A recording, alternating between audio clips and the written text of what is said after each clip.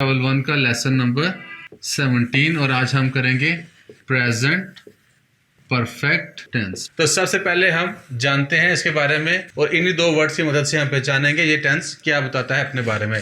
तो प्रेजेंट का मतलब क्या है? मौजूदा, रिसेंट, और परफेक्ट का मतलब है मुकम्मल। ठीक है, इससे मुराद कि ऐसा काम जो अभी रिसेंटली मुकम्मल हुआ है। बेसिकली काम शुरू तो हुआ पास्ट में लेकिन वो खत्म हुआ है अभी प्रेजेंट में, यानी कि इसका असर अभी बाकी है। तो हम लेके चलते हैं उसी तरह इन्हीं दो वर्ड्स की मदद से हम इसकी form of verb, helping verb निकालेंगे और हम देखेंगे, ध्यान रखेंगे। ठीक है, और उसके बाद अपना जो हमारा फार्मूला है सब्जेक्ट प्लस वर्ब और ऑब्जेक्ट के लिए, उसकी मदद से हम इसकी ट्रांसलेशन करेंगे। इन्हीं दो लफ्ज की मदद से हम इसका helping verb, form of verb find करेंगे और इसकी पहचान देखेंगे। तो प्रेजेंट का मतलब क्या है? मौजूदा, और इसके लिए उर्दू में हम कौन सा वर्ड इस्तेमाल करते हैं? हूँ और है। ठीक है, हूँ एंड है। और परफेक्ट का मतलब क्या है? मुकम्मल। तो हम उर्दू में इसके लिए कौन सा वर्ड इस्तेमाल करते हैं? चुका। तो कोई भी ऐसा काम जो हम मुकम्मल कर लेते हैं तो हम उसके लिए इस्तेमाल क्या करते हैं? मैं काम कर चुका हूँ, मैं खाना खा चुका हूँ। ठीक है, तो परफेक्ट का मतलब है चुका। तो हम क्या करेंगे? इसका मतलब हमें ये इसकी पहचान मिल गई, चुका है, चुकी है और चुके हूँ। तो उर्दू में हम कैसे लिखेंगे इसको? वो स्कूल जा चुका है। ठीक है, तो ये हमें मतलब दे रहा है प्रेजेंट का और ये हमें मतलब दे रहा है परफेक्ट का। So it's a present perfect tense. तो हमने इसकी पहचान सीख ली। तो अब हम देखते हैं इसका हेल्पिंग वर्ब हम कैसे निकालते हैं। आप देखें प्रेजेंट परफेक्ट, इसका मतलब है चुका है। तो कौन सा ऐसा वर्ड है वो जो आपकी लिस्ट है हेल्पिंग वर्ब वाली 6-7 हेल्पिंग वर्ब है, उसमें कौन सा वर्ड ऐसा है जो चुका है का मतलब दे रहा है, चुकी है का? तो वो मतलब है हमारे पास, वो देख लें आप, उसमें हेल्पिंग वर्ब है, इसमें हमारे पास हैज़ एंड हैव, क्योंकि हैज़ का मतलब है चुका है और हैव का मतलब है चुके हैं। ठीक है, अब हम फाइंड करते हैं अपना मेन वर्ब। तो मेन वर्ब मैंने आपको क्या बताया था कि परफेक्ट में हमेशा कौन सी फॉर्म आनी है? Third form. तो फॉर्म ऑफ वर्ब हमारी कौन सी है? Third form. क्लियर? तो हमने हेल्पिंग वर्ब भी फाइंड आउट कर लिया और मेन वर्ब भी फाइंड आउट कर लिया, जो कि मेन बीमारी होती है जब भी हम ट्रांसलेशन करते हैं। तो मेन मसला हमें ये चीज़ क्रिएट करती है। तो हमने जस्ट वर्ड की मदद से ये दोनों हमने निकाल लिए। हैज़ एक के लिए इस्तेमाल होगा और हैव ज़्यादा के लिए। ठीक है, तो अब हम इसकी ट्रांसलेशन करते हैं। तो हमारे पास फार्मूला है subject plus verb plus object, और वर्ब दो होते हैं, helping verb and main verb. ठीक है, तो सब्जेक्ट हमारे पास है ही, ऑफ कोर्स चुका है तो इट्स मीन बॉय। ही एक है तो इसके साथ हैज़ लगा, he has gone to school.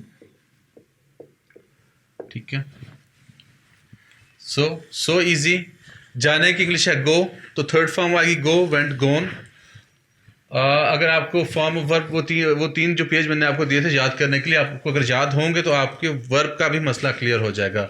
Helping verb तक का मसला तो क्लियर हो चुका है आपका, तो जो फॉर्म ऑफ वर्ब है वो भी आपकी काफ़ी बेहतर हो जाएंगी। अब हम इसकी ट्रांसलेशन करते हैं और सारे प्रोनाउन इसमें इस्तेमाल करते हैं और देखते हैं कहाँ पे हैज़ और हैव आएगा। सबसे पहले हम लिखते हैं वो खाना खा चुका है। बहुत सिंपल टेंस हम यूज़ करेंगे सेंटेंसेस, ताकि आपका जो ये तीन मेन चीज़ें हैं इसका कंसेप्ट क्लियर हो जाए। दोबारा बताता चलूँ, जो हेल्पिंग वर्ब पे इससे कोई फ़र्क नहीं पड़ता कि मेल है, नाउन या प्रोनाउन मेल या फीमेल हम इस्तेमाल करते हैं, उसका इस पर कोई फ़र्क नहीं पड़ता, ना वर्ब पे ना हेल्पिंग वर्ब पे। अक्सर बच्चे इस चीज़ में कन्फ्यूज़ हो जाते हैं। तो हमारे पास क्या फार्मूला है? Subject plus verb plus object. तो सब्जेक्ट हमारे पास है एली, हेल्पिंग वर्ब हमारे पास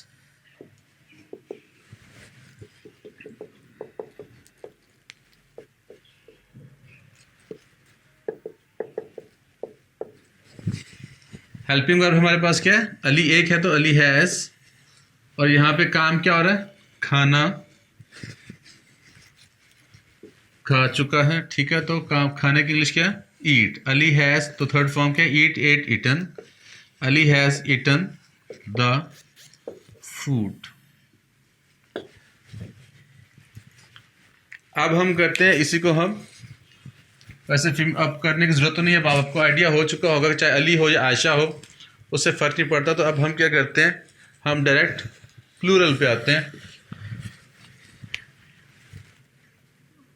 अली और आयशा खाना खा चुके हैं।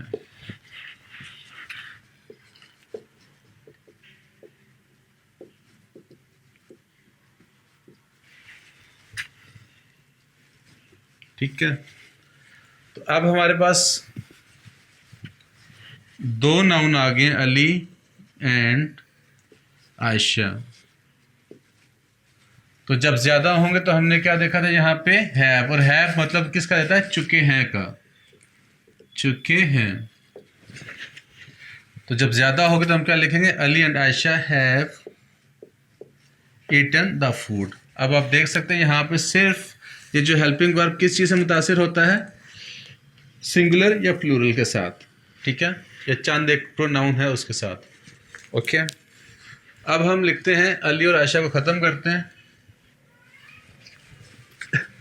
तो हमारा जो पहला प्रोनाउन है फर्स्ट पर्सन, मैं खाना खा चुका हूँ।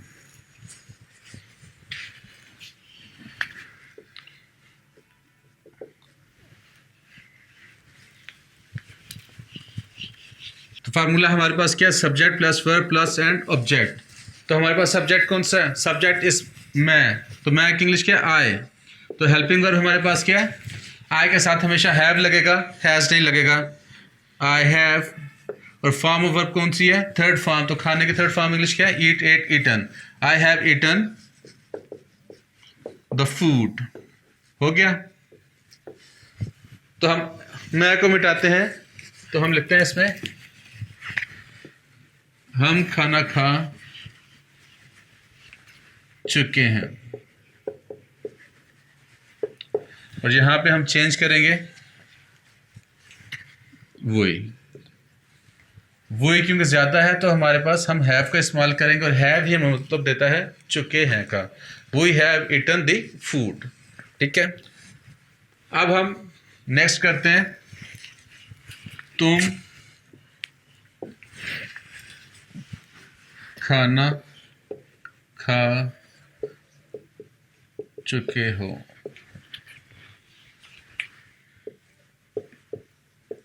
तुम खाना खा चुके हो। तो तुम की इंग्लिश क्या है, यू। सेम, यू के साथ भी हैव आएगा। यू एक हो ज़्यादा हो सबके साथ क्या आएगा, हैव ही आएगा। You have eaten the food. अब यहाँ पे इसको आप नोटिस करें कि ये चीज़ चेंज हो रही है, बाकी ये चीज़ चेंज नहीं हो रही। और ये भी कब चेंज होती है, जब सिंगुलर प्लूरल आता है या आई या यू की जगह पे ये चेंज हो रहा है। ठीक है, इसी तरह आप इस चीज़ को मद्देनज़र रखिए, आगे हम जब काम करेंगे तो आपको बहुत आसानी हो जाएगी। सारी कन्फ्यूजन यहाँ पे पैदा हो रही है। होप सो कि आपको कॉन्फिडेंस लेवल बढ़ रहा होगा, समझ आ रही होगी। ठीक है, चलो अब हम तुम को ख़त्म करते हैं। अब वो तो हम कर चुके हैं, वैसे चलो फिर कर देते हैं इसको। वो खाना खा चुका है।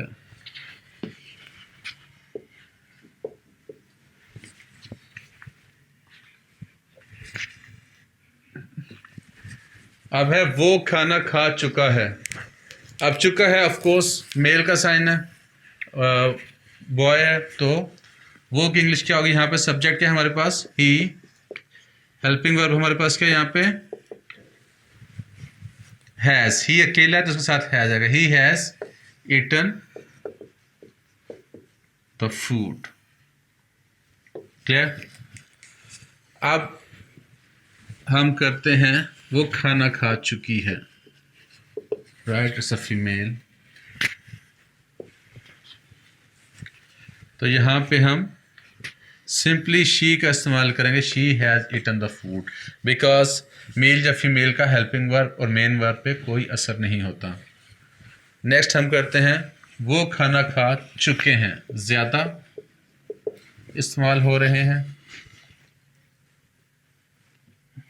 तो दे, और दे के साथ क्या आएगा, हैव, क्योंकि दे ज़्यादा है, they have eaten the food. ये था आज हमारा प्रेजेंट परफेक्ट टेंस। ये बिल्कुल बेसिक लेवल पे आपको मैंने समझाया, ताकि आपको ये जो 3-4 चीज़ें आपको डिस्टर्ब करती हैं, हेल्पिंग वर्ब, मेन वर्ब और जो इसकी पहचान, जहाँ पे आप कंफ्यूज होते हैं, तो ताकि आपको ये समझ आ जाए। आगे नेक्स्ट लेवल पे मैं इसको बहुत डिटेल में समझाऊंगा। जो मैंने आपको पेज दिया था उससे प्रेजेंट इंडेफिनिट टेंस के ना सारे सेंटेंसेस थे, तो आपने क्या करना है, सेम सेंटेंसेस को आपने खुद चेंज करना है। अब आपको पता चल ही क्या होगा कि कैसे आपने इन सेंटेंसेस को चेंज करना है। तो सेम जैसे वो खाना खाता है, वो उसने खाना खाया, ठीक है। तो इसी तरह आपने क्या करना है, सारे सेंटेंसेस को आपने चेंज करना है और इसकी प्रैक्टिस कीजिए ताकि आपको समझ आ जाए।